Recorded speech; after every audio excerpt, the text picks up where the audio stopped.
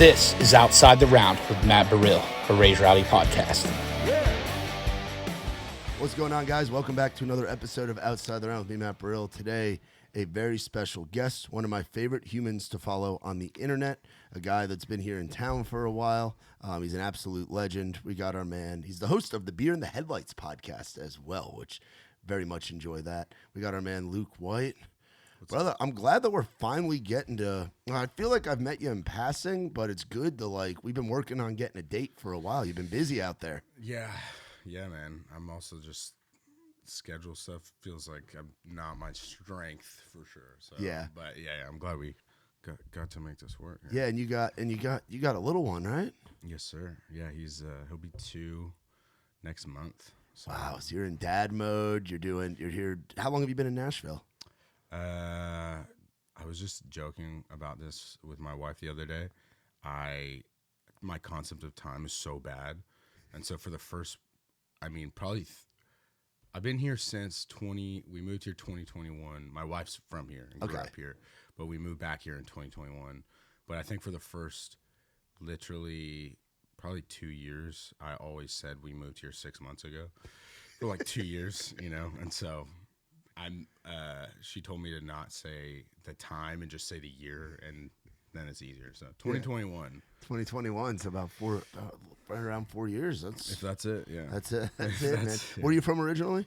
I'm actually I grew up in a small farm town in Canada on the East Coast. Oh, Letterkenny. Okay. Yeah, literally where they're from. Yeah. No shit. So, the most stereotypical, my friends' parents all went to school with the Trailer Park Boys, Letterkenny, all of that is where I'm from on the East Coast. So super small farm town. I'm the only one that I know of that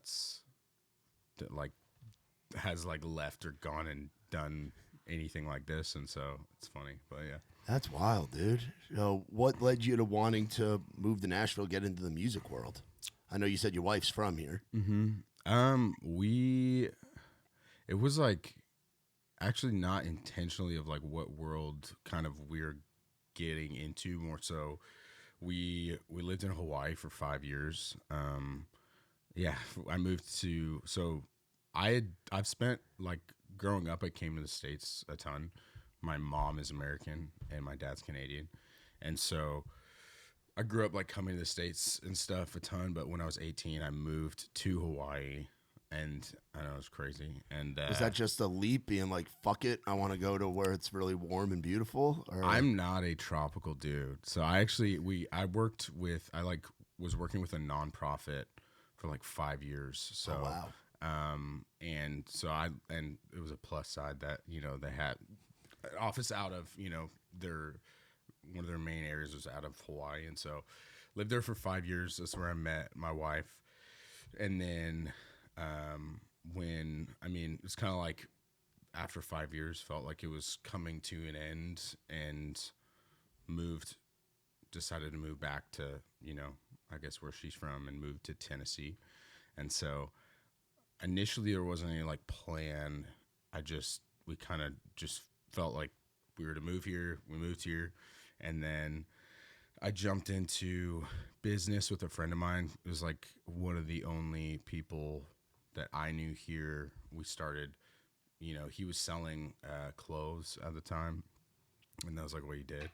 And this is when vintage stuff was super, well, it still is, but really, 2021, it was the pop. Yeah, it was unique. Now it's kind of everyone's aware of it, but I jumped in with him, did that for 9 months, and we opened a store in Nashville, brick and mortar, right across from Belmont. So we opened that, did that for a year, and then sold my ownership to him, and then jumped into another business. But I would say right around that time was when I started doing some social media stuff just because of business, and really loved it, and getting a hang of what people like and how to kind of promote stuff on the business side. And then probably my last 4-ish months there. During that time, it was like, would have been summertime.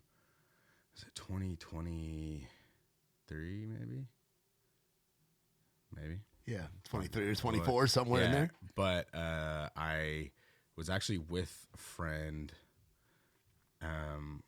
filming something for his music, and I had this like idea, this concept, like as we left, as a joke. Like I don't remember thinking to myself like, I'm gonna post this. It was literally like, oh, this is kind of funny. So he filmed this video of me, and I was like on a tennis court, and it was sunset, and I literally, I always like not taking things seriously. Yeah. And I think one of the best qualities you can have is being able to like poke fun at yourself and just like take things lightly and not everything so seriously. And so I've done the music thing in the past, and just, it's like the classic, there's promotion music template, where people are like, if you've ever gone through a breakup, this song's for you. And then the song is literally just like says something about a breakup. So it's like very just like nothing left up to interpretation. And so that's what I did. I was like, if you've ever been on a tennis court at sunset, this song's for you. I like back up and like point at the sky, and then I sing over some like tight beat on YouTube that was just like, I'm on a tennis court and it's sunset, and I posted it, which is funny. I don't even remember. I just like posted it, and it like went crazy, and I was like, oh, this is nuts. It was like, I'd never like had anything happen like that before. I've tons of friends who do content or whatever, but that was like super surreal. And so I remember I just started doing that same template like over and over and over and over again, wherever I was, like different things. Yeah. And it just like kept growing and growing. I did that for about a year. It was like kind of just fun, like side thing, where it was kind of one of those things you're like, I don't know when this is going to end or what the end goal is, but it was kind of just like Just a way to be silly and do something different. it was just fun. Yeah, just a little creative outlet. And I always have thought like that creatively, and I've helped with, other video stuff or production or whatever, and love that aspect of it. And so I was just kind of like experimenting and trying different templates and whatever.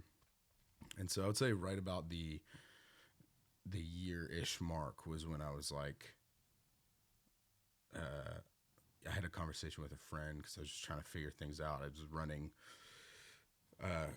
another business at the time and was just like trying to figure out what to kind of double down on. And a friend of mine who works in the industry, he was like, your biggest asset that you have is your personal brand.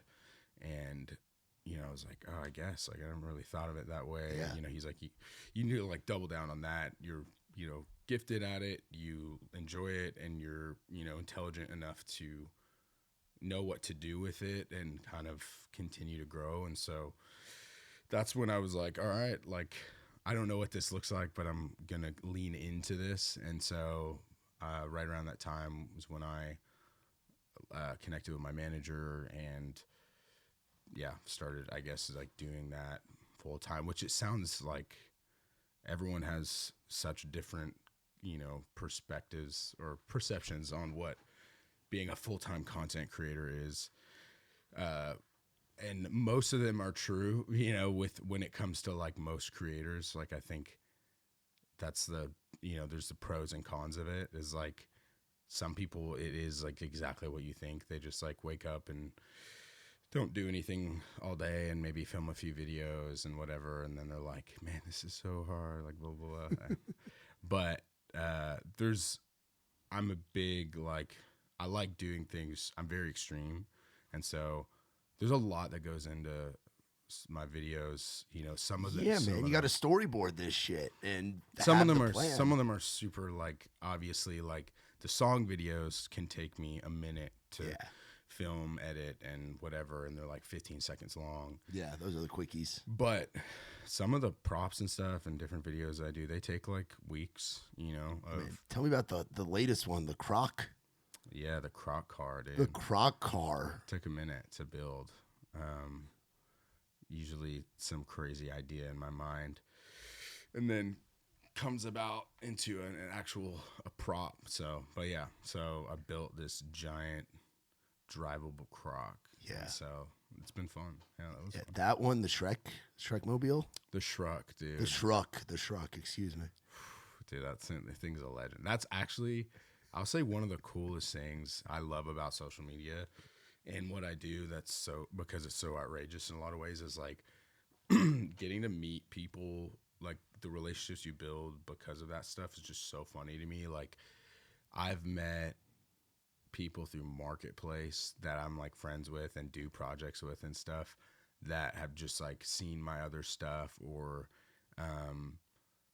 I've had people be like, don't even know that I was the one who made this Shruck, because it went like viral on Marketplace, and then it went viral on like a bunch of meme pages of just the screenshot of Marketplace. Yeah. Because I'll build something sometimes and just put it on Marketplace and put like trade and see what people say. And so I posted the Shruck with a very like normal description, like it's a vehicle. And it just went crazy. And I was cool getting like, it was weird getting like thousands of messages on Marketplace from people who are like, dude, I just saw this on TikTok, or dude, I love your videos, this is so funny, blah, blah, blah. People offering to trade me like speedboats, Corvettes, like random things. Like, it was crazy. What was the biggest value item that you got offered a trade? Probably like a speedboat, I would say, like, which I'm like For the Shruck. yeah, for the Shruck. But I did trade it. Oh, you for did? something. Oh, dude, I did. And I think that thing gets finished today, which the guy who's building that thing and fixing it up for me, I met on Marketplace, and he had seen some of my videos. And so that's like the coolest thing, because I'm like relationship forward, and like everything I do, business and like social media. And so like that to me is like the biggest upside of what I do, is just getting to meet so many people. And yeah, I'm like, that's just the fun part. And so just being a part of a community. I've never heard of Marketplace being a community thing. I'm also not on there very often. Dude, I like, if my dream would be just having a massive like warehouse, like shop, and just being able to like buy the craziest things that I find on Marketplace, because there's some crazy stuff out there. I would like to think I contribute to that craziness, but it's honestly more fun. It's more fun sometimes to put those things on Marketplace just to see how people react and the questions people ask of just like about the things. It's just so funny. So, but yeah. Have you had any sketchy Marketplace encounters? Yeah, I'm trying to think, like, I've had more so like people trying to scam you. That's what I mean, like the scammer like, stuff. which is very easy to like, it's unfortunate for like older people or someone who like doesn't get that or hasn't been scammed before, like, but most of the time you can tell, because a lot of times they'll ask for, like, if you're buying something from them, like if anyone's like, you know, some weird story, and then they're like, oh, you have to like send me the money first in order to, you know, I'm like, I don't know. No, you got to go and look at it, then you get your money if I take it. Yeah, exactly. So it's a weird, you just have to know. And I like to lowball too, you know. It's the negotiation. It's business. Yeah, sometimes it's for the love of the game, you know. Even if you don't like want to buy it, you know, sometimes just put it in there. Just throw a little offer under there. Have some action in the game. Yeah. Have some skin in the game, dude. Exactly. What's the farthest that you've traveled to pick something up? I am like not far at all. The guy I met on Marketplace, who I'm building vehicles with now, he's got like this whole system for it that he's like opened my eyes to, which is so dangerous now, because he is a broker. Like, he is a full-on broker that it's any state, and literally he'll find something on Marketplace. There's a whole process for it, and his broker will, you know, arrange transport of that thing, the purchase and delivery to him if it's too far from him. So he's got a guy. Like, he's got a guy. He's got a certified middleman. Which I knew was like game over, because I was like asking him, I was like, oh, I saw this thing, but it's, it's in the Midwest or whatever. And he's like, oh, dude, I got a guy. He's like, and so I know it's dangerous now because I'm like, dang. It's like handyman creator degeneracy. Exactly. Like it's like being a degenerate gambler. Like Yeah. you just become a fucking buyer and seller, just flipping shit. I love Marketplace, dude. Me and my buddy, he's a YouTuber. Do you know who Danny Duncan is? Yeah. Yeah. So we met through social media, obviously, like over a year ago. But I've been down to Florida a handful of times to make videos and stuff. And he had this one concept that I'm bummed we haven't gotten to film yet. But basically, the concept is we go on Marketplace. There's two ways to do it, but the concept is we go on Marketplace and we find vehicles and we go and we test drive them and then we total them on the test drive, like on Marketplace. So like, for example, we would have one of his friends in another car and you'd meet up in like a Walmart parking lot or at the person's house or whatever. You're just looking at it like normal. You get in, you're like, do you mind if I take this for a spin around the block? You go to pull out of the driveway and then a friend just T-bones you immediately. Just immediately. And you get out, you're like, oh, dang. And you try to play it off like, well, I can't buy this now. I'm like, it's going to need a whole new back end, the whatever. And so you see how far you can get. But then in the end, he's like, he pays full price for it. Yeah.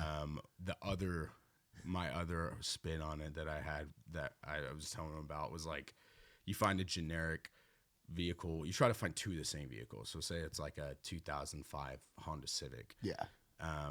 You try to buy one, find multiple of the same. So you buy one of them and absolutely total it. Like beat it with baseball bats, like run it over with, he's got like a shirt, like tank. Just like literally crush it as much as possible, but it's still able to like drive. And then you go to the other one and you test drive that. And then you switch out with the car that's ruined. And so like 10 minutes later, you come back in this same color, same car, but it's absolutely totaled and just pull it back in the driveway and just see what they say of like, that was your test drive. And then be like, oh man, I can't buy this now. But, dude, you never know. That'd be a great bit. I feel like that's something you guys could execute for sure. Yeah, it depends where you do it. Like, I think the sketchy thing is like, he lives in like rural Florida, Oh, yeah. So it's like, you have to be careful. Oh, yeah. You're going like, to get shot. You have to be careful who it is. Because, you just have to be careful. So it's like, depends. But you got to weigh them out first to see if it's the right fit. But yeah, man. How does it feel like balancing the comedy stuff with you being a businessman as well, also being a loving husband and father? Like, how do you kind of balance all three sides of Luke White? I think it's good. It's a good question. I think it's all every aspect of it is authentically me. Yeah. But it's just different aspects of me. So it's like, I know I have friends that are really funny and in the comedy space, but they don't know how to turn it off. And in any way, it's like being they're not self-aware enough to know like a situation where you're like, yo, okay, you just like chill, like tone it back. You don't have to do bits right now. Like it's like not the time. Bit free zone. Exactly. Yeah. So I think I've just always loved comedy and stuff, and it's just been a part of my life. I'm also like extreme in that way where I'm like either full on in the bit or I'm like super serious and like both ways. And so it's like equally me. But I love I love the business aspect of it, not in the way of like, how can I just monetize and squeeze every bit of money out of this thing or whatever. But it's more about the building aspect of like taking something that started from one stupid video, and then being able to build your brand into kind of a, ecosystem of like, this is who I am and like different aspects of what I do and different categories of content and stuff and testing new things and then getting to scale that, and work with brands and build beyond just, the original videos, and now do it, it's my full-time job. So it's cool. It's wild, isn't it? That you get to do this shit full time. Yeah. And it feels super normal to me, but I'll have friends come and visit, and stay with us, or like, just, it's funny because I just don't think of it that way. People come and stay with us and they'll be like, wait, this is like what you do? Like, I'm like, in my mind, I'm like it's like work where I'm like, oh, well, I gotta, build this giant crock to drive, or like I have to go buy 60 hot dogs today and do this thing for this video. It's like, Yeah. it is work in a way. It sounds stupid, but I'm like, I think of it that way. And then, it's just a part of it. But That's how my friends feel about the Raised Rowdy thing. It's Yeah. like, wait, you go to music festivals and get to interview artists and Yeah. do slightly silly, do to a degree like silly things. Yeah, Like yeah. some festivals we bring like 20 people and we camp out in tents. Yeah. Might have to bring you next year. One of the festivals we do, it's in Ohio. It's called Country Concert. Oh, And the sick. area that they put us on to camp, because Nikki T's been going since 2012 every year, but the area, it's like on a hillside, and everybody at that festival camps. It's about 30,000 people camping. There's no hotels for like 50 miles. Dang. But everybody walks from the concert area back to like the lower tier, very like the Wild West camping. And for years, the people that have been setting up there have grilled hot dogs, and they make people race up the hill on their walk back, and the winners get hot dogs. So they Dang. call the spot Wiener Hill. Whoa. We went through 300 hot dogs last year. Dang. So it's like, that's work, Yeah, it's like my buddies, Yeah. I brought my buddy Joe, and he was like our chef. So he basically just got high, drank Surfside, and grilled for the 3 meals a day. Dang. He's like, bro, this was the best weekend of my life. I'm like, bro, you live in New York City. He's like, no, Yeah. dude, this was the best weekend. That's so fun. But it's like, that's work, And true. what's it been like getting integrated into the music side of it, with having friendships with so many artists and management teams, and just I feel like the collective here in Nashville has Yeah. taken you in very, very well. Yeah, man. I love Nashville's an incredible. I think the country music industry is one of the best, music industries that I've collided with. I think it's just Nashville's very unique, super collaborative, super like community relationship based. Yeah. Obviously, if with any industry and you have different sides of it, good and bad, but it's like for the majority, I was telling someone the other day, like genuinely, I'm like, we haven't had, I don't know how many guests we've had on the show by now that I've interviewed or even just met in different interviews.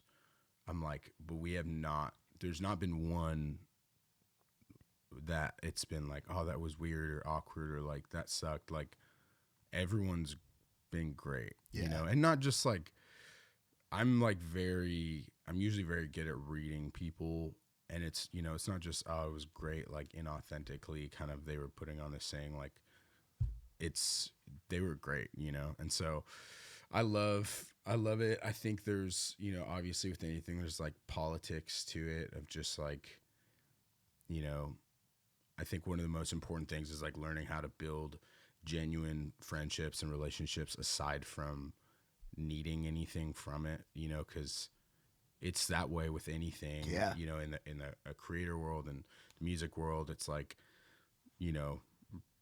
it's hard because so much of the relationship is like give and take. So it's like, okay, well, I'm getting close to this person who, I either kind of want something from them, or like they know someone who could know someone to get me something. So it's like sometimes it's hard to read people of like, is this legit or are they trying to like get something or whatever?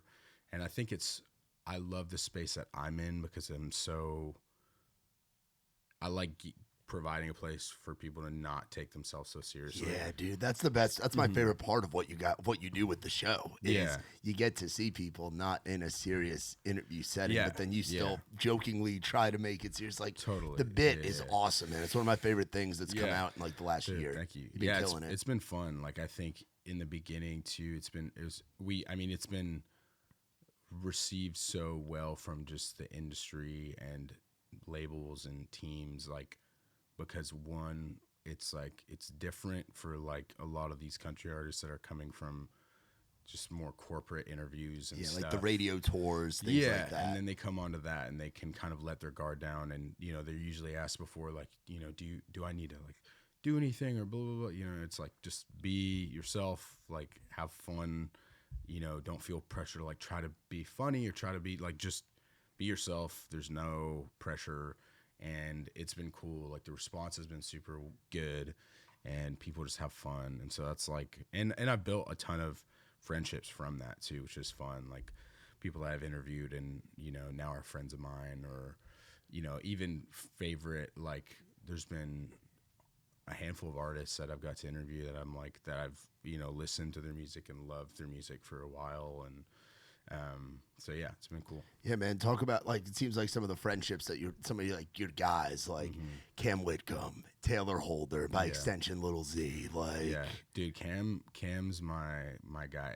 Cam is like genuinely like feels like a little brother. Like he's a couple years younger than me, but literally I'm like, me and my wife like love Cam, and he's like family, and we go way back before the show of just like he had followed me on social media from like some of my early content years ago, and we have just like he had commented on stuff, and like we DM'd and blah blah blah, and it was like just super chill. And then I think one of the first times he came to Nashville, he hit me up, and I met him at his Airbnb. We just hung out for a few hours, and that was literally he was in the process of like shopping record deals and labels.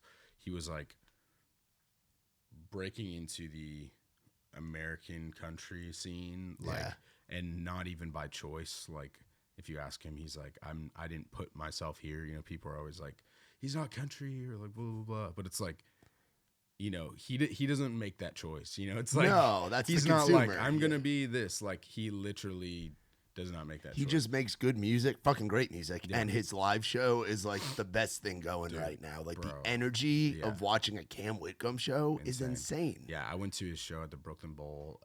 Nikki T was there too. Me and my wife sick. went, and I mean, dude, he's a beast. I saw him perform at CMA Fest too. I think it was my first time seeing him perform. He's a beast, dude. He's legit. So I think I'm actually headed out there maybe in a few weeks to his place because we're working on some projects. But he's a cool dude. But yeah. That's awesome. So yeah, I built a ton of friendships, gotten to meet a ton of really cool people, like people that you think would be a certain way, and you meet them and they're just like complete opposite. Chase Rice is a total bro, but you think that he's like, I met Chase. I met him actually in a private like studio setting like a year ago with a friend first, which is nice because it was kind of super chill, and he really liked my hat, which was like one of my merch hats, and asked me to like send one to his house, so I like sent him one, so he started wearing it a ton. And then we met again at like a celebrity golf event thing, and then we hung out again on the show. But he's cool, dude. Mitchell Tenpenny is one of my favorite guys. M10's he's one of the Mitchell's. He's a homie, bro. He's a homie. He's part of that era of when country music was just fun, and I'm for the sad shit and things like that. But it feels like rewinding like 10 years ago, it was an era where the artists were having a lot of fun, the crowds were having a lot of fun, people were partying. He rips, dude, and he's funny as fuck. He's so funny. That threw me off. I will say, like, there's a handful of moments that like threw me off, and I like broke character a bit because like he's a funny dude. Who else was like fun? I mean, dude, one of the in my humble opinion, I think he's one of the best country artists right now by far is Zach John King. Yeah, bro. He was a beast. He's funny too. Super chill. Trying to think who else we've had on that was really fun. Yeah, Zach, his first event with us was at the Rusty Nail out here in Hermitage. He played out back for like 15 people at one of our cigar and whiskey nights that we do at the Nail. Bro. We do the event just as a way for people to come and smoke cigars and drink Yeah. whiskey. Like, it's not an event like the ones we normally do, but it's like the most laid back, chill thing. And that was his first time playing with us, and he's Crazy. been a homie ever since. Yeah, dude. Now he's on the big Yeah, stage. now bro. he's like Yeah. one of the guys, Yeah, bro. It's dude, with, fucking, it's wild to see that. It's dude. a crazy transition to go from that to like on stage with Morgan. I bet it was freaking Yeah, bro. crazy. But yeah, he's a homie. Tucker was fun. Yeah. He's a good personality too. Dude, he's fun. Yeah, he's a chill dude. Like his was one of my favorites only because his team didn't tell him anything, and he had just come from a full radio day, and his team told him nothing about the vibe of it. Like, and so I could tell from the moment we met that he had no idea because he was so serious. He's like, "Nice to meet you, bro." Like, blah, blah, blah. And I was like, "Oh, you have no clue." So I went to his PR team that was there. I was like, "Hey, did you like give him any context for the show?" And they're like, "No, we thought it would be awesome just to like let it go." Like Lauren Conrad, Eric Andre show. Yeah, and so you literally like progressively see him like slowly like just getting it, and even turning to his team during the interview and being like, "What is going on?" I'm like, "What?" But then after he literally was like, "Dude, I could have done that for like 2 more hours. That was the best way to end my day." Like, so it's fun. It's fun, man. I like doing interviews and stuff. Like, it's a fun outlet for sure. But yeah, sick, dude. Well, are you ready to get into some real serious questions right yeah, dude, I do have to go to the bathroom first. Yeah, go take a leak. Let's Go go, take a bro. leak. I'll talk about the sponsors while you're doing that real quick. So shout out to our friends from Surfside, vodka lemonade, vodka iced tea, no bubbles, no troubles. It's not a seltzer. It is a Surfside. Y'all be sure to go and check them out. They got green tea, peach tea, lemonade, of course the iced tea. We love you, Surfside, and we appreciate you being a proud sponsor of all things Raised Rowdy. Also, if you're not subscribed right now, click on the subscription button right there on YouTube. Give us a follow on Spotify, Apple Podcasts, all of that stuff. We appreciate you for subscribing, supporting the show. We've been doing this thing a long time. And also check out raisedrowdy.com. We got some great merch, shop.raisedrowdy.com. We're running the Christmas sale right now, the Christmas special, if you will. And y'all can go on and check out the great deals that we have at shop.raisedrowdy.com. We also got all of our events too. If you're in Nashville and you're looking to come and check out some events, we're at Odie's every Wednesday. We're at the local every other Tuesday. We're going to be busy on the road next year. Rock the South, Tailgates and Tall Boys, country concert, some more stuff that we haven't announced yet. But look for us out on the road throughout the year. We've got some good things. 2026 is going to be a big year of taking the scene to the world, baby. So all good stuff as we're waiting on Luke White to come back here on the podcast, taking a sip. If you've made it this far, I want you to comment on YouTube right now or comment on Spotify, wherever you're listening. There is the function where you can do that, or shoot us a DM. Tell me that you're listening to the show, that you're listening to the podcast, and let us know what you're thinking of it. Also comment who you think we should have on the show next, because we've done over 270 of these things since 2019, but always looking for new people and want to know who you guys want me to talk to on the show. And also check out the other shows that are in our network of podcasts. We've got, of course, the Raised Rowdy podcast with Nikki T and Kurt Ozon. I sometimes jump on there to fill in when Kurt is out of town being a literal rock star and stuff with Mr. Luke Combs. You can check out the Behind the Music Biz podcast. Peyton's back doing some new episodes here soon, but you can check out the music industry stuff. I've done some, Nikki T and Kurt have done some, and obviously Peyton's done a bunch of them. And check out Rowdy Alternative as well. Shout out to our man Sam Berg, my brother in Edmund Fitzgerald Christ. You can go check out, hear what's going on in the rock world, the red dirt world, kind of the indie scene.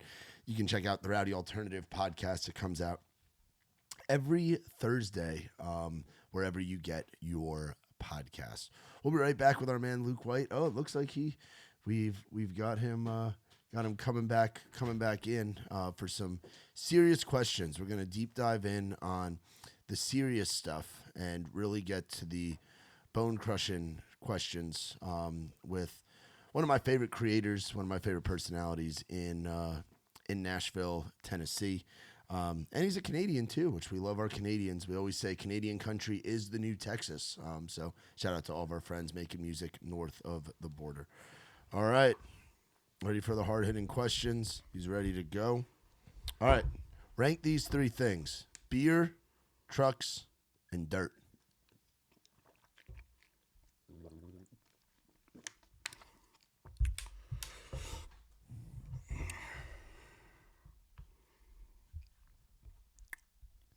I know it's tough. Beer, truck, dirt. Little BDT. Are we, what's just like the ranking standards? What are we talking The here? ranking standards are like, what do you value the most? Like, if Value, you're okay. you're on an island and you can only Priority. have, like, where do we Is pick? one better or three better? One is better. One's better. So you can start at number 3 if that makes it a little easier. Okay, I know it's a yeah. tough choice. Dirt. Okay, we'll put that there. Number 2, truck. And then number 1, it's a tough one. Beer. I Number guess. 1 would have to be beer. So Yeah, personally. what went into your thought process for that? I know those are 3 things that are at your core and in your soul. Just off the dome, really, you know. Just off the dome, Yeah. I've been jamming your music a lot. Truck for Truck, Appreciate that. arguably one of the greatest songs of 2025. Thank you. Appreciate that, sir. And tell me about the inspiration behind that. I mean, you know, I would say it's really art. You know, you have a genre that's recently, you know, a lot of overlap with what do they call it? What hip hop? I believe hip hop's the term. Hip hop or whatever. Hip hop. So you know, it's kind of taken my own spin on it, if you will, and you know, just really sharing about priorities. You know, where the state of the world is at the moment, and you know, where I think we're headed as well. Morgan Wallen, fragilistic, expialidocious. Hell yeah. It's a special thing. Yeah, I mean, my granddaddy, he had a way with words, and kind of just rubbed off on me, and so that you know, kind of just came out of me one day. The Morgan Wallen, you know, fragilistic, espialidocious. I'm just like, it just kind of felt like there was, you know, a missing piece lyrically, you know. And I just, you know, I feel like, you know, maybe in country music, a lot of artists have gotten too comfortable recently, and Nobody's taking chances. No, you know, no one's lyrically, you know, alphabetically, practically, you know, lyrically aren't taking risks as much as maybe they used to. And so I feel like the mixing of words, you know, something as, you know, beautiful as that together in a song. I mean, name one other person who could use that in a song and make it work like I did. No, you're paving the way, man. Somebody's got to be out here taking chances. It's true. Somebody's got to be taking chances. Hot dog sandwich or nah?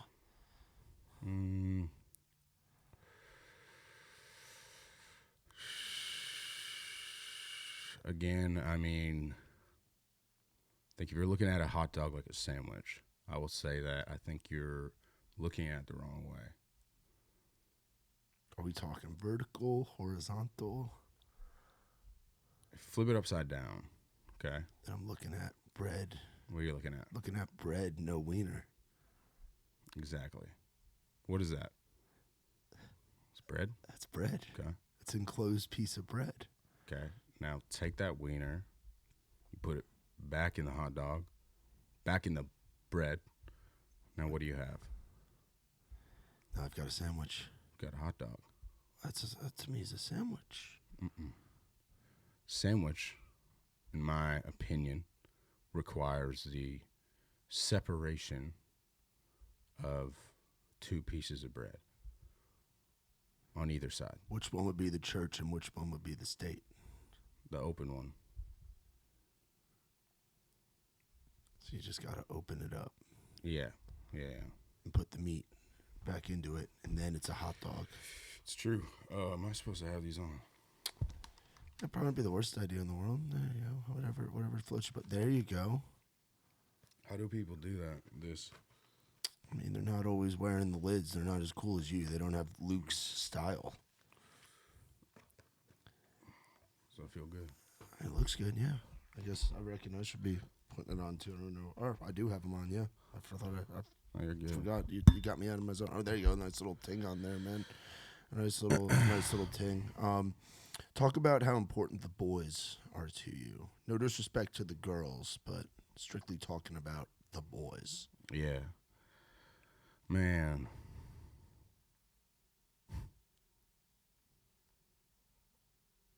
I mean, it's a touchy subject, but appreciate you bringing it up. Yeah, you know? man. I feel like, a lot of people don't understand how complex that question is in itself. And, by question, I mean, even statement, dare I say, a question. So I would agree with that statement itself. What does the boys make you feel like? You said it's a touchy subject, but let's unpack that a little bit. Yeah. Man, what doesn't the boys make me feel like? It's a real question. Nothing. There's no emotion that the boys don't make you feel, and that's a part of it. Anger sometimes. Yeah, where's the anger side of it? I was gonna say I feel it's a lot of positive, sentimental. Yeah, like sadness. I mean, I'm angry that I'm not with the boys. I'm happy if I'm with the boys. Sad if you're away from the boys. Not sad if you're not away from the boys. If that makes sense. Yeah, it definitely does. Yeah. I feel that separation. Yeah. Separational sadness. Oh, When did you first feel the true love for the boys? Like, take me back. I think it's something that's in us, embedded in us as men. We're born into this world, and I believe that, we all have a unique kind of radar in us when we're born, and throughout our life, we end up finding those boys that have the same radar in them, and then we come together and form, our pockets of boys. How do you explain the boys to a female?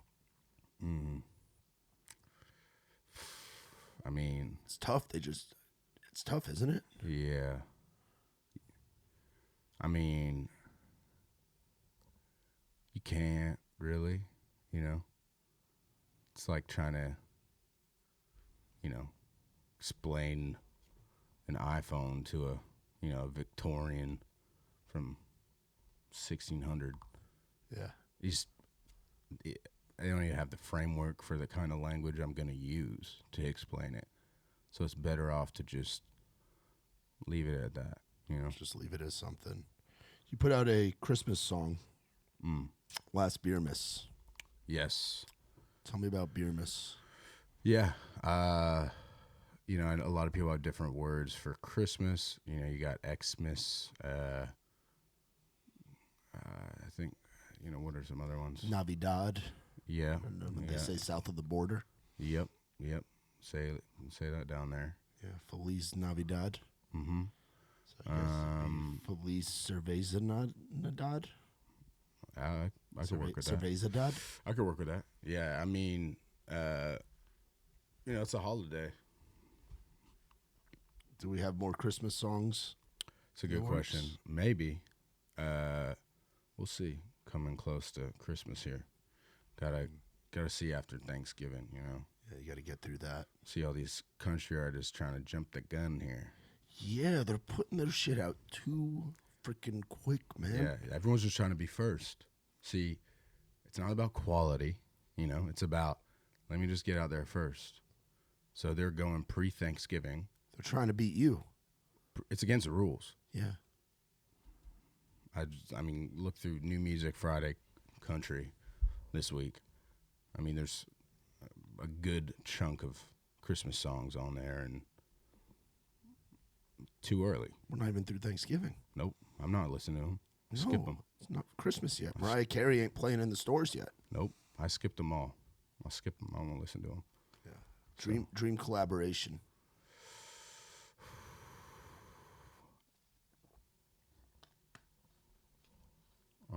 There's a few that come to mind. With me, or like to see people join together. You, man. We're talking about you. You know, like I said, I like the song styles being, you know, coming together, and you know, so I would say I'd like to see something that's like Morgan Wallen, you know, meets Zach Top meets Beyonce and myself. Do you think Queen Bee can hang with you? I don't know. I don't know if she could. I don't think she could handle it. But I think Wallen and Zach would be all about some beer and some trucks and some dirt. And they get the boys. They are the boys. yeah, I think we'd have to see, you know, what comes out of that. But I think what would come out of that would be just absolute cinema. Be smash. Yeah. I mean, all four of the hit makers of this generation. Yeah. It'd be big. Yeah. Be big. Do you have any thoughts on the Edmund Fitzgerald? Hell yeah. Hell yeah. Yeah. Yeah. What about rope swings? Hell yeah. Hell yeah. Support Swing Angels out there.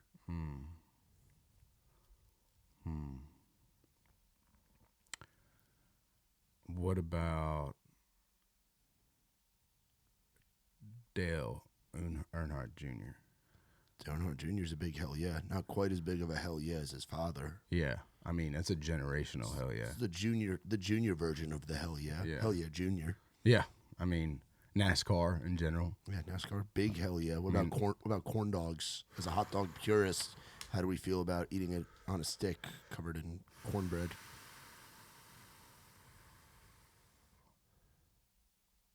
I like the concept, but I'm not there yet. Not there yet. They gotta workshop it a little bit more. Yeah, I don't. You know, you got a stick that's in the dog, and then the dog is covered in bread, but it somehow stays on the stick. You know, it's like what's really going on there? I don't like many things that I can't understand. Yeah. So we'll leave it at that. Yeah. Yeah. Yeah. Or What about a big old lifted truck with an American flag flying out of it? Hell yeah. It's a big hell yeah. Yeah, I would say so. Yeah. Yeah. That's not bad. I feel like there's a lot of these. I feel like a lot of country, artists these days maybe losing touch with their roots. Trying to Not enough hell yeah going on. nah. It's like, what else is country music for if not hell yeah? If I don't listen to your song and it makes me, doesn't make me think hell yeah, I think you're doing something wrong. Yeah. Yeah, I don't want to cry. If I want to cry, I'll just think about not being with the boys. Exactly. We got enough things to cry about. Yeah. We don't get enough time with the boys. I don't need to be crying to your song. Nope. I want to be saying hell yeah. Yeah. And country used to be like that. Bro, we've all been to a Florida Georgia Line concert. Hell freaking Don't even yeah. get me started, dude. Like one verse of their songs has all of the essentials. Baby, you a song. Make me want to roll my windows down and cruise. Think of hammering a nail, stacking them bales. Oh, stack all the bales, man. I'm already there. Yeah. Okay. Jesse's getting ready. He's gassing up the Chevy. Yeah. Hell yeah. Okay. What else we got? Oh man, there's this one song by them I used to. It's that red dirt clay. I mean, what's there's a peach. There's a peach one. Fried chicken and peaches or something. I like my chicken. It was like fried chicken right off the bone. Peaches homegrown. Yeah. That was a big one. There's Mr. Aldean. I mean, he's still doing it. The hell yeah thing. Yeah. Country. I mean, listen. I mean, what? Dirt Road Anthem. I think he should be getting an award every year for that song. I mean, there's a line that literally says, "Hop the fence, light the bonfire and call the boys." Yeah. I mean, see, people don't realize this. People think this rap, hip hop integration is a new thing. They think, oh, Morgan Wallen did it, or Post Malone's doing it. He did it. Jason Aldean's been doing it since 2007. I mean, listen to Dirt Road Anthem. Yeah. He literally goes, "Lap-a-dub-dub, boys, light a bonfire and call the boys. The marching man, better mind your business, watch your mouth before I have to knock that loud mouth out." I'm like, come on, man. Yeah. He's been doing it. Y'all were fine when he did it. Yeah. Oh, we got no issue when Jason Aldean does it. But when Morgan Wallen does it, it's an issue. Why? Think about that. No. It's always deeper. Chilling on a dirt road, laid back, swerving like I'm George Jones. Smoke rolling out the window. Ice cold beer sitting in the console. I mean, that just gets you fired up, ready to run through that fucking wall over there, bro. I mean, they went way too hard on those lines. Like line by line. Like, keep going. Let's. Memory lane up in the headlights. Got me reminiscing on them good times with the boys. Mm-hmm. I'm turning off a real life drive, and that's right. Hitting Easy Street on mud tires. Hell yeah. And then chilling on a dirt road, lay back. What's a verse on that? I mean, I sit back and think about them good old days, the way we were raised in our southern ways, like cornbread and biscuits. If it's broke around here, we fix it. I can take you all where you need to go, down to my hood, back in them woods. We do it different round here, that's right, but we sure do it good, and we do it all night. I mean, he's spitting bars. Yeah, it's poetry. Yeah. It's American hell yeah Dude, poetry. it's the way that he says that too. He's like, and if it's broke around here, we fix it. We fix it. I'm like, see, people aren't doing the fix it like they used to. Yeah. You don't hear anyone doing those like vocal inflections like that. Jason back in the day, dude. I mean, that was borderline controversial to go fix it. Yeah. People don't actually understand that. Like, that was, dare I say, brave of him to go fix it instead of fix it. Just carrying it out, adding more emphasis onto it. Fix it. They don't do it like that anymore, Nope, man. they don't. All right, I'm going to take you to, we're going to talk about one of your buddies right here, Chase Rice. Ready, Okay. set, roll. An anthem of a song. Damn pretty girl, you went done it again. You gone turned the sexy all the way up to 10. I've never seen a side ride seat looking so hot. Baby, your rock hit the spot like a fireball shot. Dang. He's just spitting, man. My guy just literally opened up a thesaurus and just said, give me, or ChatGPT, it's like, give me 30 ways to say hot. Yeah. Baby, you rock, hit the spot like a fireball shot. You've got me all high, head spinning around and around. I'm down if you're down to burn down this town. A lot of fire, a lot of burning. Ready, set, let's roll. Ready, set, let's ride. Get your little fine ass on the step. Shimmy up inside. That's what he said to me first time we met. Yeah? Yeah. He looked me right in the eye.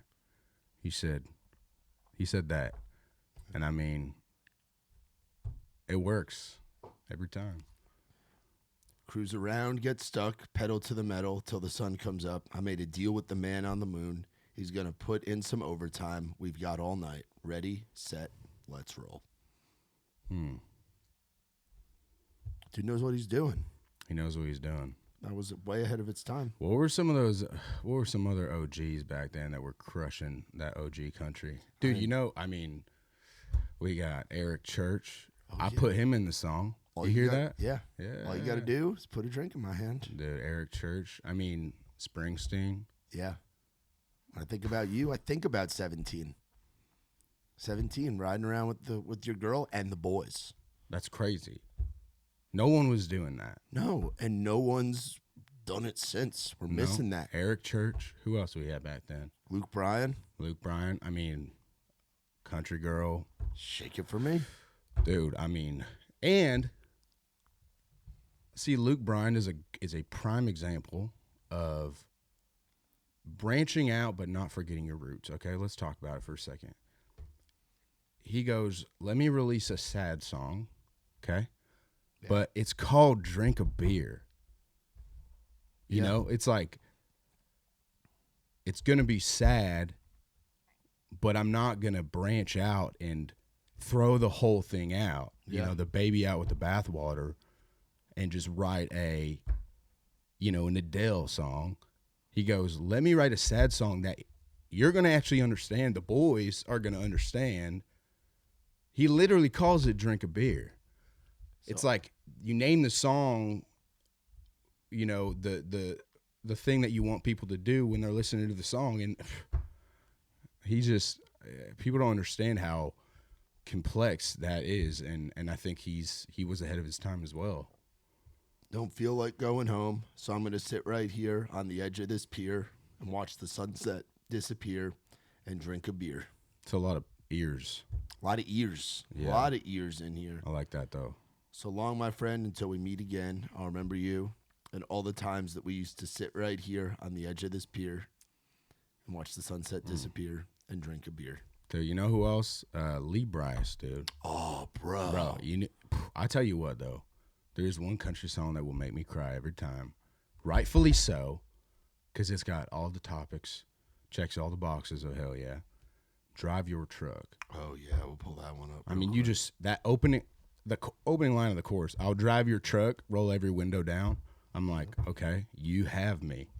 You're describing my Saturday right now, Lee. I drive your truck, I roll every window down, and I burn up every back road in this town. I find a field, I tear it up till all the pain's a cloud of dust. Yes, sometimes I drive your truck. See, I mean, God, can you imagine a guy looking you in the eye and saying, you know what? I'm going to drive your truck, and I'm going to burn every back road in this town. I'm going to do it for you in your truck. See, that is one of the boys. If you don't have a boy in your circle, if there's not a guy that will when you die, we'll just every week take your truck and just rip it down every back road in the town and then park it again with the windows down. You got to reassess your circle. Got to Yeah. draw a new circle. Exactly. Your friends aren't who you think they are. Yeah. I think it's simple as that. Yeah. Yeah. That Lee Bryce was a big one. I mean, Randy Houser was a big one back in the day. Mm-hmm. Going out with the boots on. There's no other way. What else are you going to wear? Mm-hmm. Of course you're going to go out of the house with the boots on. Mm-hmm. I mean, we got that early party, too. We got Dirt on My Boots. Man. Early John Party. Dude, that prime time John Party out the gate, just on the scene. Everyone's like, John Party? Who's this John Party? He goes, boom, Dirt on My Boots. Breaks the scene wide open, man. Heartache medication. Talk about drinking a cold beer. Dude, Dirt on My Boots, hitting the town tonight, mud on my wheels. You can even take it back even a little bit further than that and talk about Mr. Brad Paisley, the native son of West by God, West by God, Virginia. He's been doing it. He was doing it, and he's still doing it, and he will keep doing it, you know? Forever. Forever. That's what they say.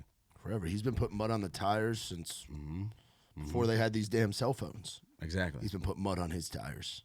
Before you could take a video of it, you know? You had to be there. Post a TikTok. Yeah. Before, they were just doing it to be in the back of a video, you know? Taking their shirts off and dancing. Yeah. Yeah. Like that Taylor Holder guy.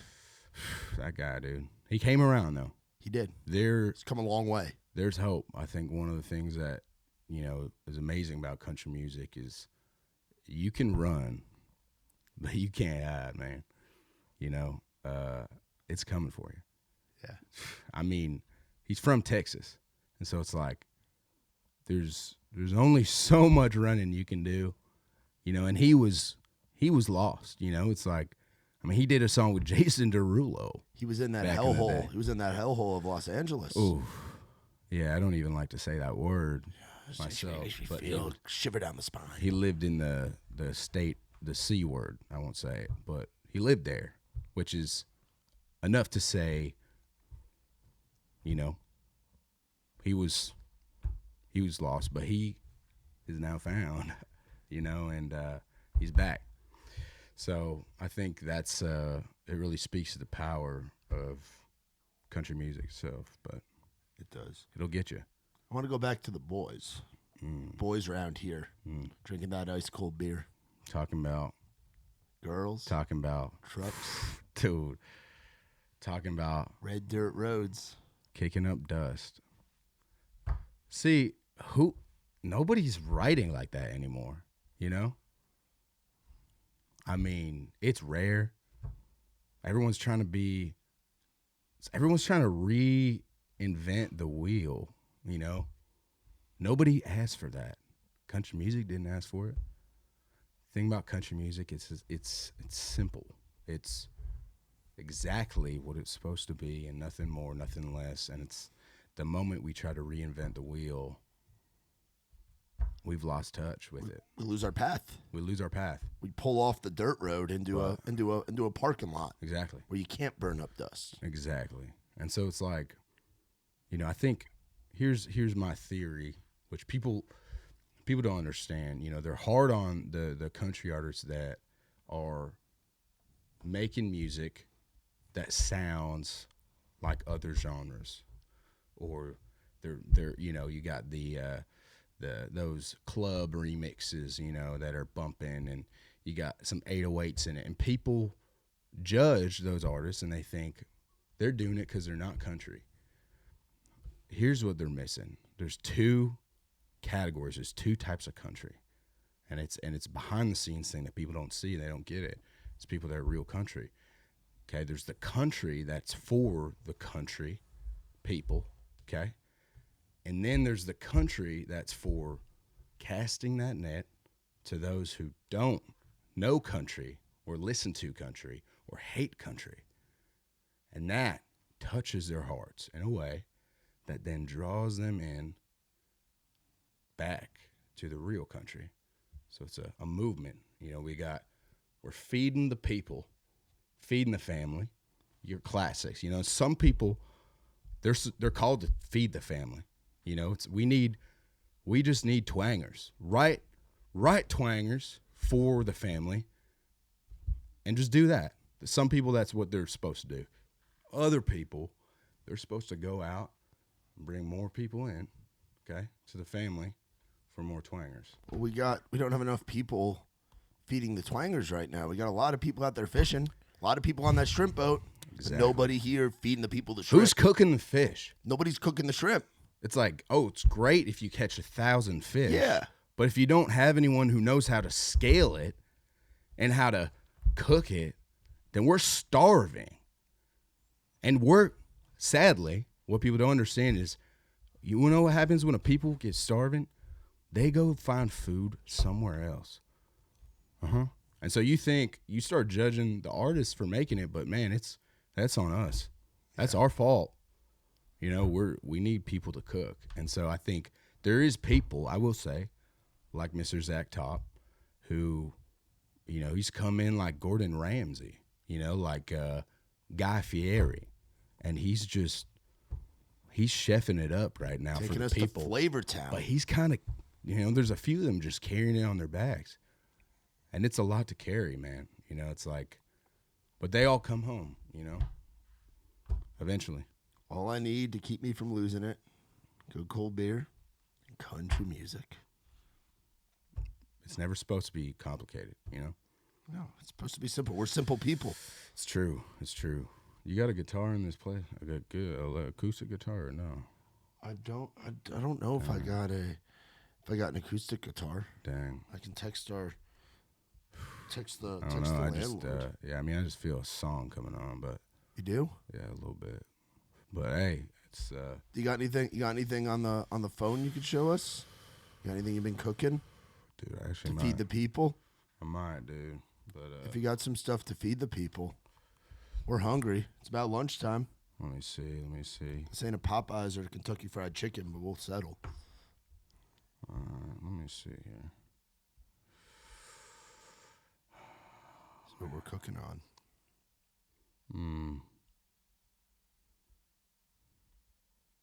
Okay. Yeah, this one's good, but man, it hits different on guitar, man. It's just, you know. I know. I'm sorry. We'll have one for next time. Hold on, let me get this. Okay, here we go. Okay. I mean, this is you know, a different angle. You know, I feel like there's an epidemic right now that a lot of people have been affected by, you know, loved ones, family members, maybe even themselves. You know, it's TikTok country boys.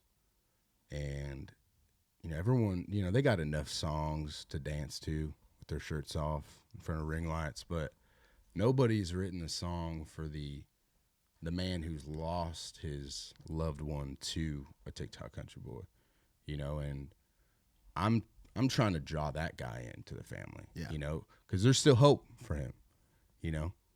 It's a shame to lose it to a TikTok country boy, you know, and so I wrote this kind of from his perspective. Okay. And so this is called Country 2, TOO, Country 2. Okay. Yeah.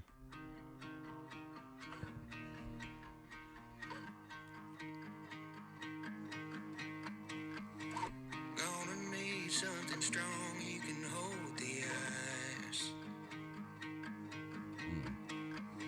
Saw her scrolling them Montana boys last night. These frickin' guys. The way they moved almost had me too. There's no use in trying to fight it. You said we're through now, I'm missing you, and it feels like I'm slowly dying. I ain't giving up trying. If it's a scam, then I'll tan non-stop the lips, and I'll get Botox, cause it's driving me halfway Tesla, it ain't in my driveway. If it's the eyes, I got filters to the guys. I got buddies who can throw me a ball with my shirt off and my boots that I'll never get dirt on. Just tell me what you need me to do. If it's a TikTok country boy you want, then damn. Well, maybe I'll go country too. Makes you feel something. Makes you feel something. That's from the Oh, heart. this little bridge here. Hold on, right here, little bridge part. This hits deep. I can't believe you're falling for a Walmart Morgan Wallen. Could have told you he would be bad news. Yeah. If it's a TikTok country boy you want, then damn. Well, maybe I'll go country too. It's from the heart, bro. Dude, I It's mean- heart and soul. Well done. Well done. We need that. You know, We need that. it's a new sound. You know, I like it. new sound, new way to look at it, you know, just taking the whole thing. And it's like country, lyricism music. It's like a diamond, you just a little slight turn and there's a different beauty to it. But what you need to remember, no matter how many times you spin that diamond, it's still the same diamond. It is. So a different perspective doesn't mean that you change the diamond altogether. We don't need to. Don't need to. Tell me what you think about these AI robot country singers. I mean, like what I think about the music or what I think about them. About them coming in to try and be our chefs. Yeah. Well, I'm not a big fan of clankers, if you will, whatever they call them these days. So, really anything, I think they're trying to take over. It's like robot country. We don't need it, They can't drink a cold beer. They can't. They can't participate in any of the activities that hold country music together. So why would we listen to them? What do they have to say to us? It's like a woman writing a song about the boys. You have no idea what you're talking about. Yeah. That's my thoughts on AI and country, AI artists. I mean, here's the thing, though.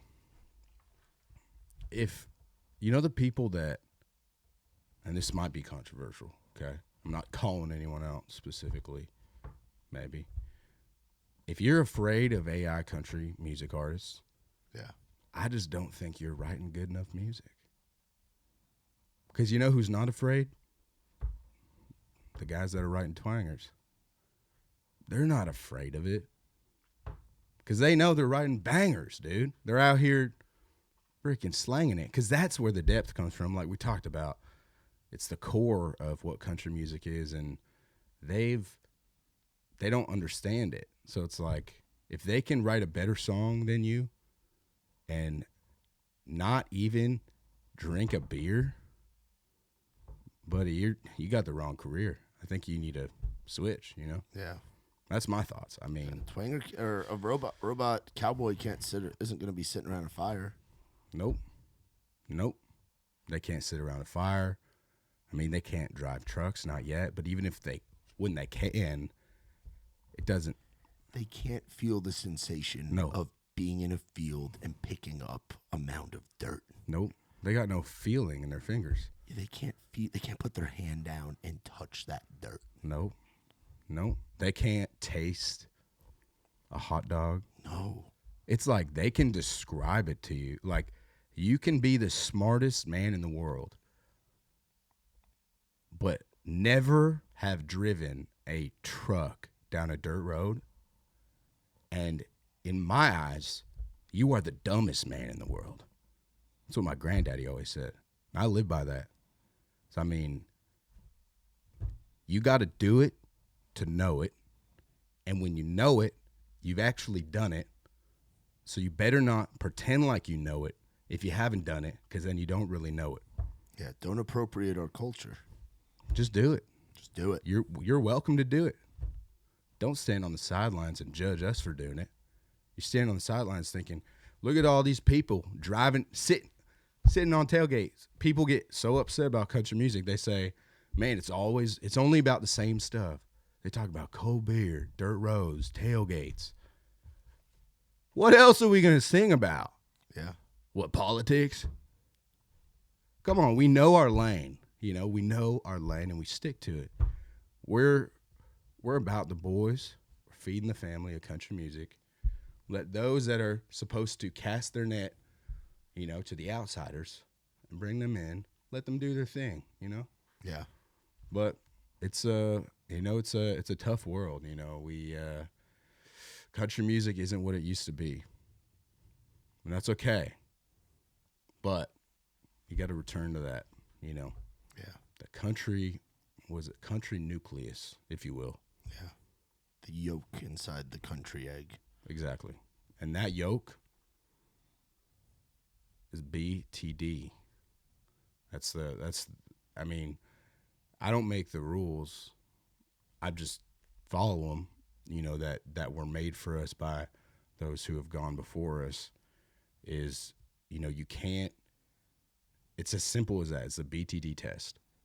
If you listen to a country song, if it doesn't talk about beer, if it doesn't talk about trucks, and if it doesn't talk about dirt, it's not a country song. It's a simple rule. It's not hard to follow. I mean, we were just talking about a bunch of the boys back in the day. They were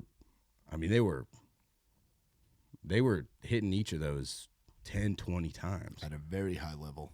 God forbid, you want someone to hit at least all three once in a country song. Yeah.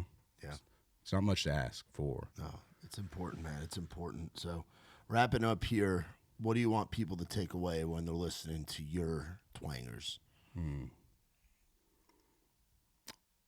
I mean,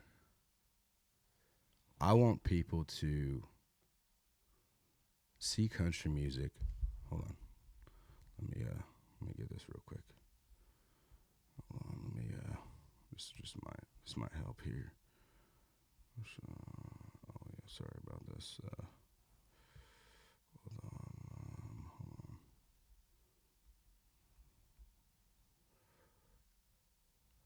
Okay, sorry. It's okay. Do what you got to do. Appreciate that. I just can't really give it what it deserves without this. Here we go. Oh, sorry. Gosh, these ads, they'll get you. They're all AI too. All AI. Robot cowboys. I'll tell you that. It's messing up our world. Trying to take our yeah, that's beer, what I'm our saying. trucks, and our dirt. And our women. And our women. That's what I say. Not on my watch, brother. All right, here we go.